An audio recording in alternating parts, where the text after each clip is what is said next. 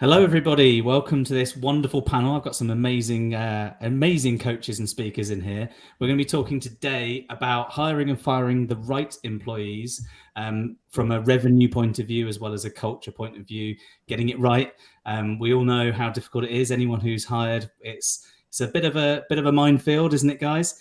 So today we've got half an hour to whiz through something that's probably months of work.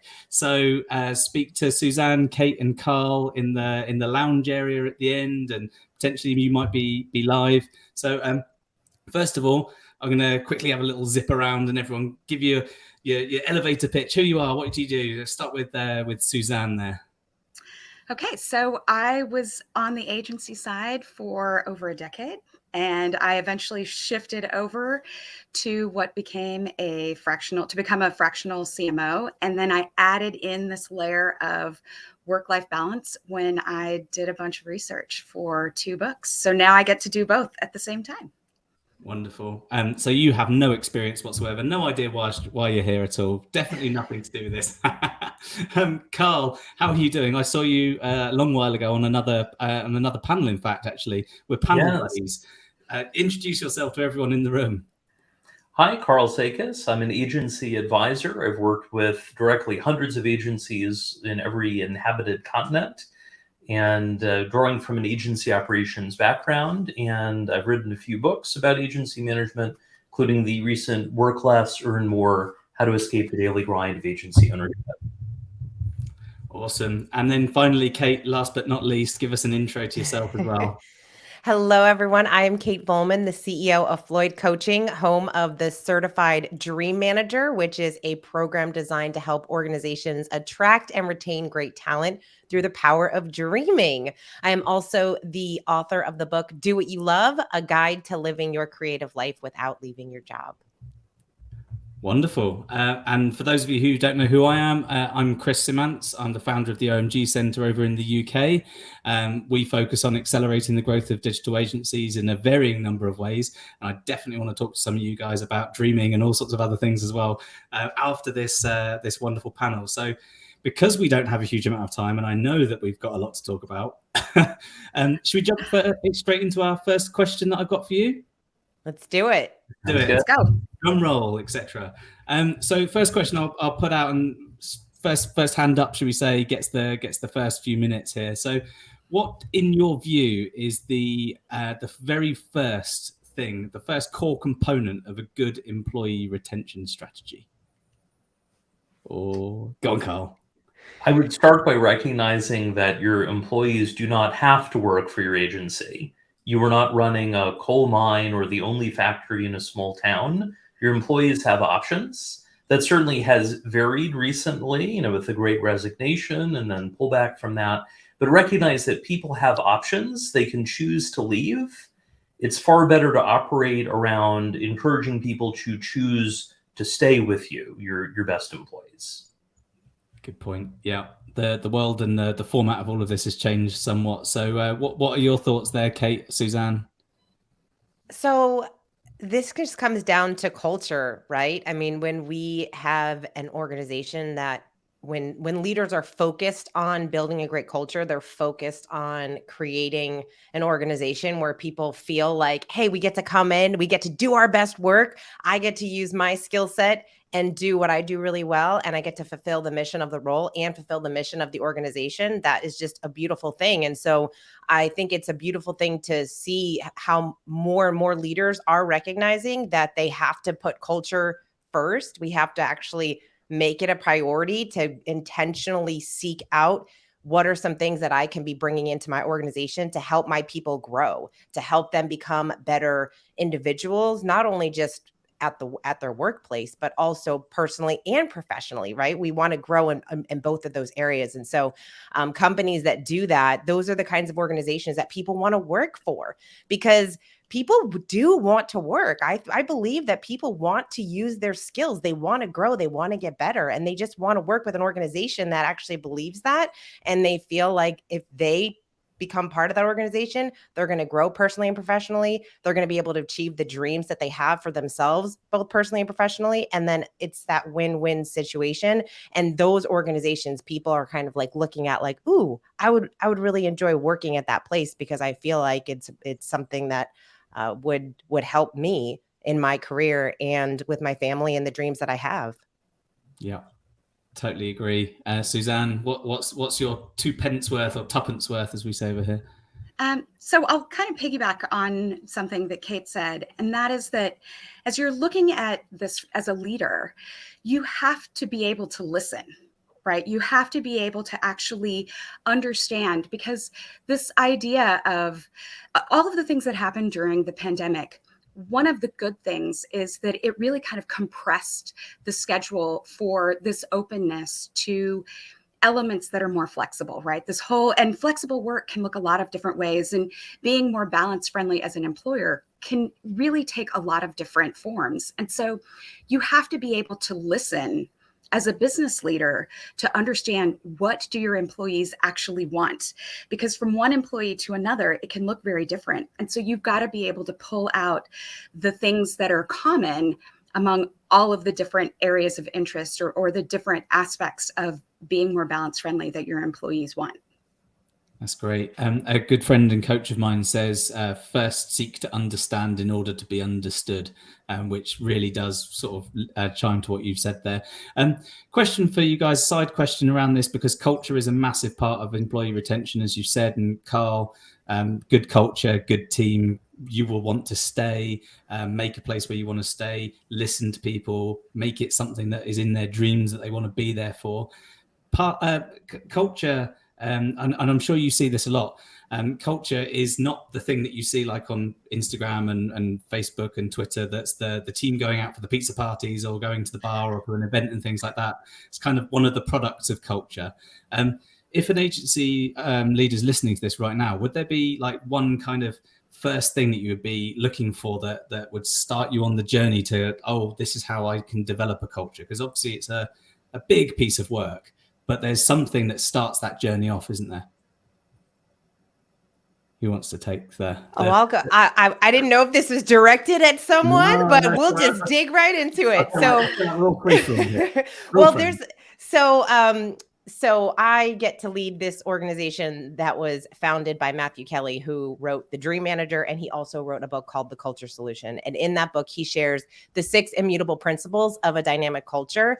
And these are principles that they're immutable, right? Like they were true 20 years ago, they will be true 20 years from now, and they are true today. And really those things are, the number one is to make culture a priority. So we have to, again, be intentional about the culture that we want to be creating. Number 2, mission is king. Do you have a mission in your organization? And is it always king? Like, do we always make decisions based on the mission of the organization? Number 3 is over communicate the plan. So we have to over communicate the plan with our people. You know, leaders, communication is the key to great leadership. We need to make sure that everyone understands, hey, where are we going? How does their role fulfill where we're going? And consistently drive home the plan, because our people are kind of in their own worlds. And so we have to continuously talk about the mission, the vision, where we're going, and not be afraid to over communicate. Number 4 is to hire with rigorous discipline. Most people actually don't have a really strong hiring process. That's one of the mistakes that a lot of organizations make. So we have to have a strong process around hiring and stick with that process. Number 5 is let people know what you expect. Everyone on your organization should know exactly what's expected of them. What does winning look like? And number 6 is to grow your people by creating a coaching culture. So to have a culture where people feel like they are being coached, not managed. People need a coach way more than they need a manager. We want to feel like we're growing, we're excelling, we're able to do really great work and continue to thrive in the organization that we're in. So those are the components of a really great culture. And to your point, it's not what the media says it is, right? It's not sleep pods and bring your dog to work or unlimited vacation days. Like these 6 principles are what really creates a dynamic culture where people feel like they can thrive and they really want to work there. Yeah. Perfectly said. I mean, I will say that a culture has to have a bring your dog to work policy, I'm afraid. So, if it doesn't have one, Poster accordingly. You're Yeah. out. If he's not here right now, he's behind me all the time. He's watching. So the next question I've got for you guys is a bit more meaty. So need a little bit of a thought around it. So in the work that you guys have done with agencies, what kind of common mistakes, say pitfalls, have you observed in the hiring process that kind of hinder their ability to maximize revenue potential of that person in the future? So I'll take this one. Please. So I think one of those things that you often see with agency leaders is they're so focused on the needs of the client that they lose the perspective on the other things that you have to think about. You know, Kate just talked about all of these incredible things to think about as it relates to culture. You have to keep an eye on culture as you fulfill the needs of your client. You have to think about long-term growth, not just the specific things that your clients need. And so sometimes if you're so focused on, I need to hire somebody for this account, I need to hire someone with this skill set, you might not see how all of the pieces still have to go together today and over time. Yeah. Yeah. Long view, big picture. What are your thoughts on that aspect, Carl? Is there anything that you commonly see that the agency leaders make mistakes around that hiring process? Is it directly connected to revenue, or is there a tangential link and things like that? I mean, ultimately, when it comes to revenue, agencies, whether they're using a time and materials model, a milestone-based model, or value-based, your team's time is your inventory. And so you want to get people focused on the right things as quickly as possible. And that includes having a strong employee and team onboarding process. For instance, I recently did a month-long sabbatical, and while I was away, my team hired a key new team member. And so when I came back, they had already started doing one-on-one meetings. They had already built out an onboarding plan and things like that. And that included talking about company values. One of our values at Sakis & Company is around the idea of intelligent disobedience. That is, if a team member is told to do something by their boss that the team member knows is contrary to the boss's goals, it's the team member's job to push back on that. That's the intelligent disobedience. And for the new team member, they're like, wait, really? Like, they may have perhaps had the impression, like, is this a trick? It's not. And my coaching to the hiring manager was share some examples of where you've experienced that, where the hiring manager has pushed back against something I've said to help demonstrate this is true, this is real.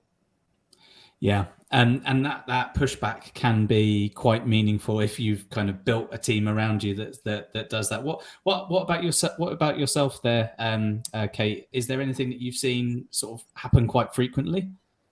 Well, I kind of mentioned it before with the hiring process. Most organizations actually don't have a very strong hiring process. And part of a strong hiring process is having role descriptions and scorecards for people. I think a lot of as we continue to grow, people think, "Oh, I need more people," right? There's more work, I need more people, but we're not very, very crystal clear on what is this role that I'm hiring for? Like, what is the expectation for this person? How is this person being evaluated? So we end up hiring people that we might not need, or we're hiring people with the wrong skill set. We have to be so crystal clear on the role description, what's the scorecard, showing that person that when we're interviewing, showing those individuals the scorecard saying, hey, this is how you're going to be evaluated, right? Like, this is what we expect of you in the first 3 months, 6 months, 12 months of being employed here. And this way you're able to really find those right people. And so as leaders, it's our job to make sure we're setting the role up for success so that we can then bring in the right person to fulfill that role. So that is definitely something that leaders should be taking a look at, as does everyone on your team have a role description and scorecard? And before you hire or even think about hiring, what is that role, and having both of those things in place before you even put that job out into the world.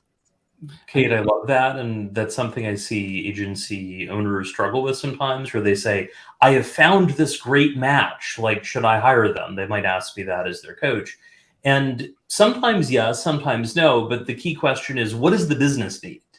You might have someone who's an amazing match, but if they're not the person you need on the team, you probably shouldn't hire them. Yeah, it's true, and I think the same kind of thing goes for internally hiring. So elevating people through the hierarchy of an agency as well, because in the nicest possible way, the cheapest hire you'll ever have is someone that you've trained in your agency with your culture. But sometimes in an effort to keep people in the agency, you elevate people to give them a raise or give them a position that maybe they shouldn't necessarily have at that point in time, but they may well deserve through longevity in the role. What would you suggest in terms of how someone would kind of elevate someone internally without kind of risking that revenue hit because they aren't fit for the role? What would you put in place to sort of check and balance that? Go on, Kate. Well, no, it's fine. Chris, as you were talking, it's interesting because I was thinking about a friend of mine who runs an agency, and he has someone on his team who is incredibly talented at what he does, and he is really good on on this side of creating the campaigns and doing SEO and doing all of that stuff. But he's right now in a role where he's more in like the sales role as well. And that just doesn't fit his skill set. And so obviously they need someone in that sales role. And so they're kind of shifting his position a little bit so that he's able to really do what he does really well. So I think our role, the number one role of a leader, is to help your people grow. And the only way for us to do that is to really understand our people, right? Like understand what do they do really, really well. And when we understand that, we can make sure that they're in the right role. And maybe the role that they started in, they've either grown out of or they want to do something a little bit different. And so having those conversations, that's why creating that coaching culture of continuously having conversations around what it is that they're doing, what are they doing well, coaching them up, coaching them through. If we see our people struggling on something, asking them why, because if they're struggling on certain things, it might just be because it's not really their superpower. Whereas their superpower, we really could leverage in a different area of the business. And so getting to know our people and understanding what they're good at, what they're not really good at, and what they enjoy doing, and also understanding their dreams, like asking, when was the last time you asked your people, what are your dreams? What are the dreams that you have? Not just your professional dreams, but your dreams for yourself, for your family. What are those things that you really enjoy? And so when we start to open up those conversations and have more candid conversations with our people, we discover so much that we never would have if we're not jumping into those kind of, or inviting those kinds of dialogues to happen in the organization. Very well put, and again, very dreamlike. Very dreamlike. Now, I wouldn't be very British, I'm afraid, if I didn't add a negative spin to this, because the panel is also about firing, and sometimes it's inevitable. So, on the same kind of question, but what kind of common mistakes do you or have you seen, and how have you helped agencies through when really they should be firing someone because there is a revenue risk? Let's go to Suzanne first on that one. So I think the thing that I have seen the most often is when they fire too many of the same type of person or role. So that idea of you fire too many junior people, but you keep too many senior staff. And so then it's a matter of who can actually do the work.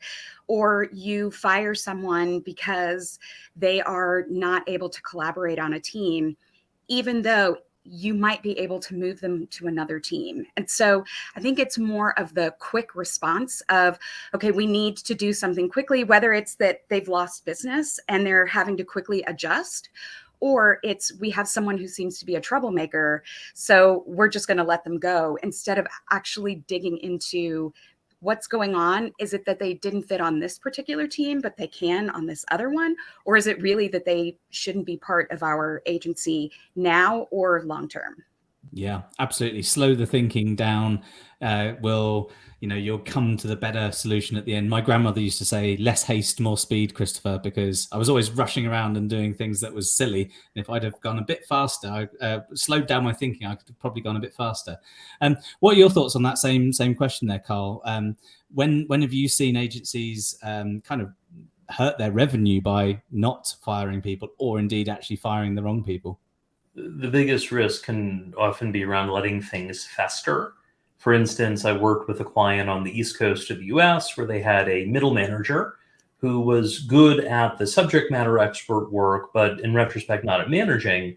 And I had done a culture survey of the team and was speaking directly with some of the team members. One person said the first month that she worked at the agency, she felt guilty about taking bathroom breaks. And that was largely because of that middle manager who was pushing people way too much. And the owners took action, which was important. The biggest risk, though, is letting things fester and things just sort of drag on.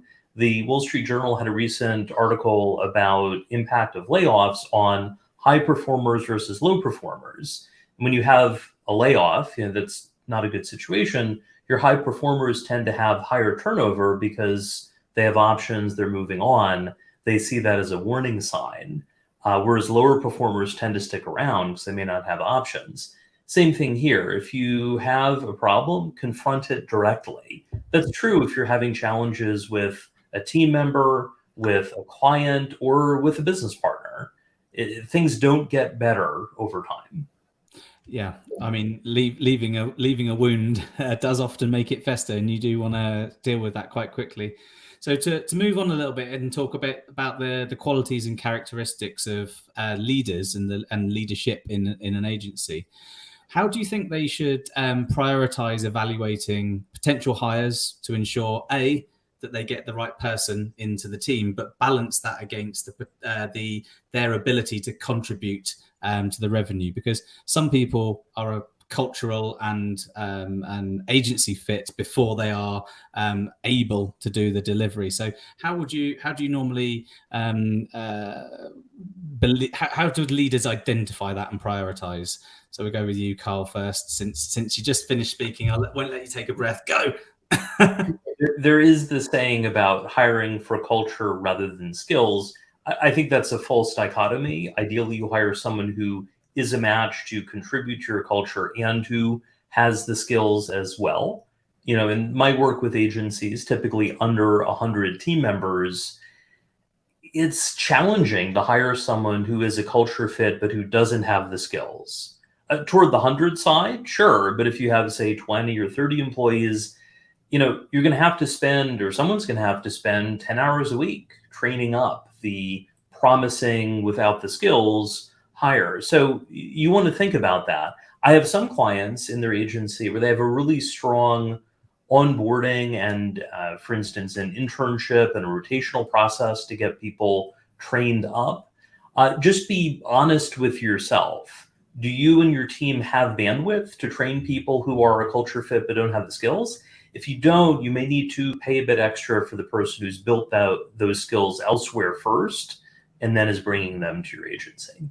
Yeah, really, really wise words there. What about yourself, Suzanne? What are your thoughts on that? So I think one of the places that agency leaders don't necessarily spend as much time is making sure to engage people who have left the agency, not on bad terms, but because they want to do their own thing. And so this is one of those chances where you can boomerang people back in as long-term hires who aren't actually part of your team, as you go and look for people who are the right fit, who have the right skills. And that's one of the beautiful things about our industry, that you can find so many people who are willing to freelance, who you don't have to train, while you're going and finding other people who can become more permanent members of your team. And so, and they already know your culture. You already know they're a great fit. They just wanted to be able to control more of their time or who they worked with or those kinds of things. And so it's a great opportunity to bring them back into your world. And for however long you need them there, until you find other people who are the right fit and who have the right skills at the same time. Yeah, absolutely. And sometimes a freelancer or a consultant that can come back into an agency, like you say, they don't just know the agency and the people and everything. It's the speed at which they can get in under the hood and things like that. They're also doing this as their own career, separate to the agency now, so they understand commercials. They know kind of what that can do if they're in there, and they know what needle to move. What are your thoughts on that subject then, Kate? Well, one of the things Suzanne, as you were talking, I was thinking about one of our clients. They conduct stay interviews, which I think, a lot of people will do when somebody decides to leave, they'll do an exit interview. But this person was doing stay interviews, which I think is such a great idea for organizations, right? To understand, hey, why do you enjoy working here? Like, what do you like about it? And that gives us a lot of data, right? Like, what are the things that you have in place, and why do they consider you a great culture? And you can do more of some of that stuff. And then as far as leadership goes, being able to have great coaches that can really identify what people are good at. And so it kind of goes back to the role descriptions and scorecards, right? Like, before we hire anyone, we need to know what it is that we're really looking for and what we need. And we should know, when we're hiring people, what are some of the qualities that we're looking for? Like, when you look at your team, you have those people that you're like, oh, I wish I could find 3 more of this one person. What are the qualities that you really love about that person? For example, when we're hiring for new people, we are looking for 3 qualities: committed, coachable, and aware. Those are 3 qualities that everyone on our team has. Like, they have to have, no matter what role that they're in. If you're committed, coachable, and aware, we know that you're going to be a good cultural fit. And we also know that if you're coachable, we can coach you up into getting better in the role that you're in, as long as you have the skill set that you need to get started. And so I think it's important for leaders to really identify what are those 3 characteristics that every single person has in your organization. And that's just part of that hiring process, that to make sure that you aren't hiring people that potentially wouldn't be a good fit on the culture side, or on the side of being able to actually do the work that they need to do. Awesome. Yeah, I love that 3 things. Tell everyone again the 3 things. What were they? Committed, coachable, and aware. You guys can steal those. Those are good things. I think those are great points about coaching and coachability. I think oftentimes, agency owners and managers don't have training on management and leadership, but it's not a black box. Some of it's learning by doing, but there are trainings like by Manager Tools or Life Labs, Leader Lab, for instance, great entry-level training. I've written a pocket guide about managing marketing creative teams, Made to Lead. Like, you don't have to figure it all out the hard way.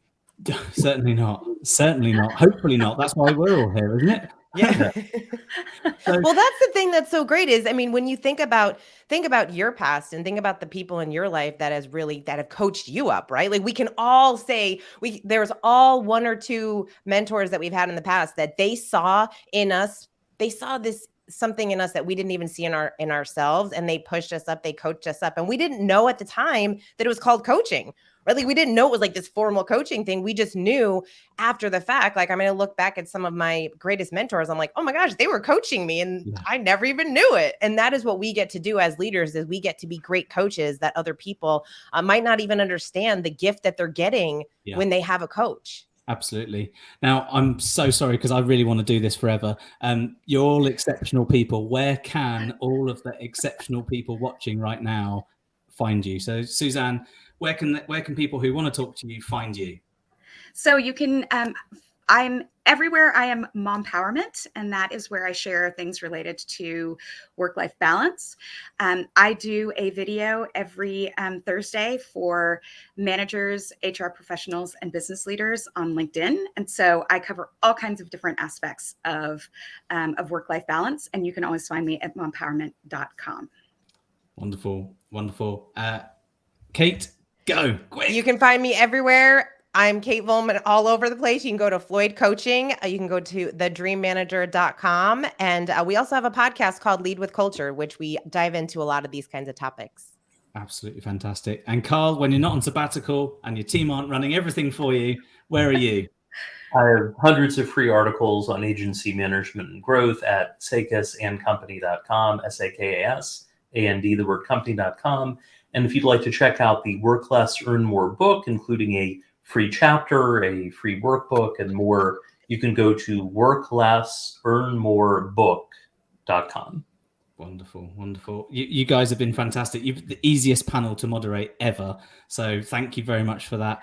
You're a great moderator, Chris. Anyone who wants me for weddings, bar mitzvahs, moderations, you can find me on the omg.center. Yes, I'm in the UK, but I get up extremely early and I go to bed extremely late. So I love to speak to you Americans as much as I can. You fill me full of energy. Thanks so much for coming on. I hope everyone else enjoys the rest of the sessions that they're coming to, enjoys the lounge that they digitally sit in and chat to these wonderful people if they're in there. Make as much as you can of this summit. It's fantastic. There's an awful lot of great speakers. Thanks very much for listening, and hopefully catch all of you and everyone who's watching soon.